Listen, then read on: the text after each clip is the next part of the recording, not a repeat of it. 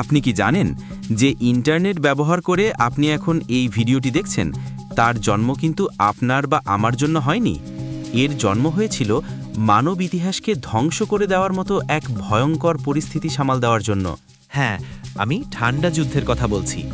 যে ইন্টারনেট আজ আমাদের বিনোদন বা যোগাযোগের মাধ্যম, তার জন্ম হয়েছিল পারমাণবিক যুদ্ধের ভয় থেকে।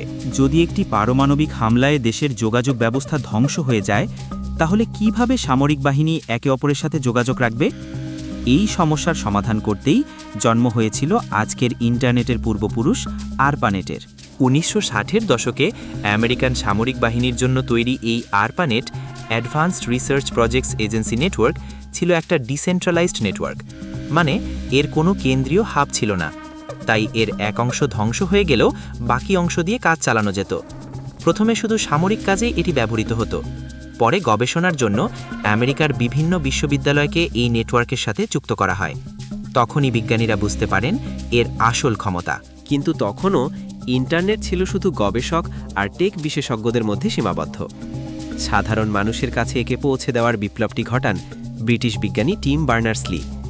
1990 সালে তিনি তৈরি করেন ওয়ার্ল্ড ওয়াইড ওয়েব বা WWW। তিনি এমন একটি সিস্টেম তৈরি করেন যেখানে হাইপারলিংকের মাধ্যমে এক পেজ থেকে অন্য পেজে যাওয়া যেত। এরপর যখন প্রথম user friendly web browser mosaic এলো, তখন থেকেই ইন্টারনেট সাধারণ মানুষের হাতের মুঠোয় চলে আসতে শুরু করে। এরপরের গল্পটা আমাদের সবার জানা।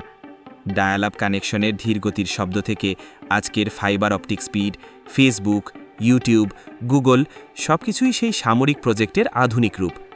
যে নেটওয়ার্ক বানানো হয়েছিল যুদ্ধের জন্য, সেটাই আজ হয়ে উঠেছে গ্লোবাল ভিলেজ বা বৈশ্বিক গ্রাম তৈরির সবচেয়ে বড় হাতিয়ার। ভাবুন তো, সেই পারমাণবিক যুদ্ধের ভয় না থাকলে আমরা হয়তো আজ এভাবে একে অপরের সাথে যুক্তই থাকতে পারতাম না। ইন্টারনেটের ভবিষ্যৎ নিয়ে আপনার কি মনে হয়? কমেন্ট করে জানান। ভিডিওটি ভালো লাগলে অবশ্যই একটি লাইক দিন এবং ইন্টারনেটের জন্মরহস্যের মতো এমন আরও অজানা তথ্য জানতে চ্যানেলটি সাবস্ক্রাইব করে বেল আইকনটি প্রেস করুন।